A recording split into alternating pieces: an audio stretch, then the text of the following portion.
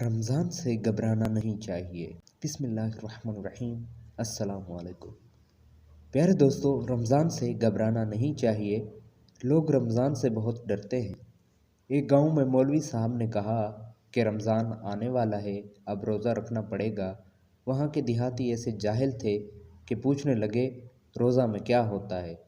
मौलवी साहब ने कहा कि सुबह से शाम तक खाने पीने को कुछ नहीं मिलेगा और मगरिब के वक्त रोज़ा खोलना होगा। देहाती कहने लगे कि दिन भर कुछ भी खाने को नहीं मिलेगा, पानी भी नहीं पी सकते। कहा कि नहीं। फिर पूछा कि रोज़ा फ़र्ज़ कैसे होता है। मौलवी साहब कहने लगे कि मगरिब की तरफ से रमज़ान आता है, इसी वजह से रोज़ा फ़र्ज़ होता है। उन्होंने चाँद का लफ्ज़ नहीं कहा। जब देहातियों ने पूछा कि रमज़ान किधर से आता है, तो ये कहा कि मगरिब की तरफ से आता है। फिर उन्होंने पूछा कि रमज़ान किस दिन आता है। कहा कि 29 या 30 शाबान को सूरज ग़रूब होने के बाद आता है। बस मौलवी साहब तो चले गए और 29 शाबान को सब देहाती लाठी लेकर दौड़े कि रमज़ान को मार डालो, फिर रोज़ा फ़र्ज़ ही नहीं होगा। अब रमज़ान को लाठी से मारने के लिए सब लोग वहाँ गांव से बाहर निकले ताकि ना रमज़ान आए और ना रोज़ा फ़र्ज़ हो। मौलवी साहब से पूछ ही लिया था कि रमज़ान मगरिब की तरफ से आएगा। जब वो मगरिब की तरफ पहुँचे तो देखा कि एक शख्स ऊँट वाला आ रहा है और सूरज डूब रहा है। उन्होंने पूछा कि ए ऊँट वाले, तेरा नाम क्या है। उसने कहा कि मेरा नाम रमज़ान अली है।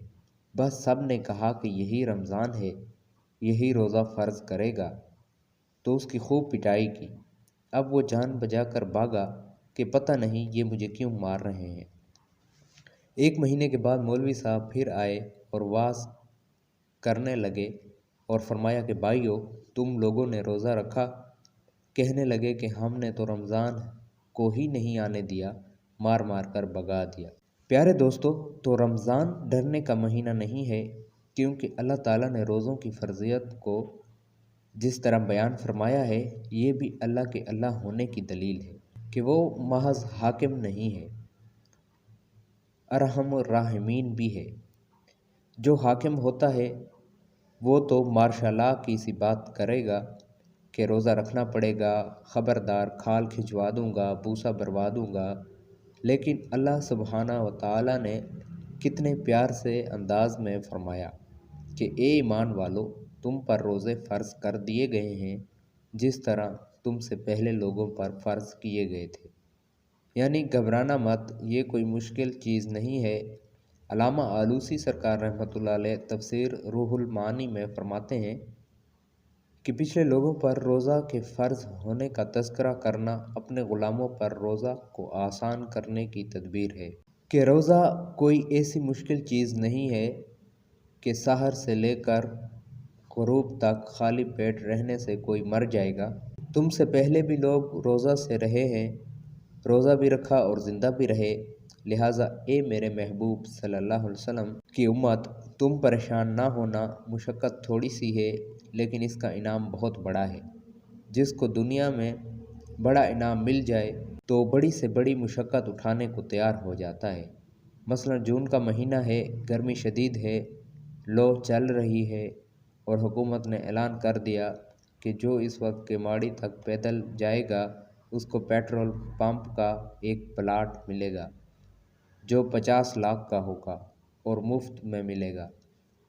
तो उस वक्त कितने लोग जो एसी में बैठे होंगे, एसी से कहेंगे तेरी एसी की तेसी। हकीमुल उम्मत सरकार रहमतुल्लाह अलैह ने बहिश्ती ज़ेवर में रोज़ा के बाब में लिखा कि रोज़ादारों को अल्लाह ताला क़यामत के दिन अर्श के नीचे बुलाएगा और फरमाएगा कि ए रमज़ान के रोज़े रखने वालों, तुम हमारे मेहमान हो, क्योंकि तुमने अपना पेट जलाया था, खाना होते हुए भी हमारे खौफ से नहीं खाया था।